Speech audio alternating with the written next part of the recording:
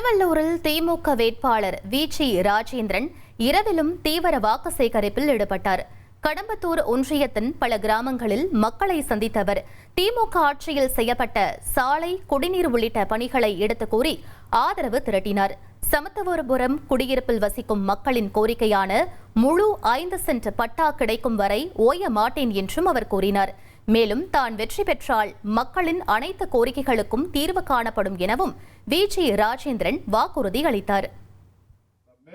நம்ம பட்டா வாங்கி தெலுங்காலி எல்லாத்தையும் கொடுத்துட்டு வந்துட்டேன். இத கொடுக்காம இந்த வி.சி. ராஜேந்திரன் ஓய மாட்டேன், சத்தியம்.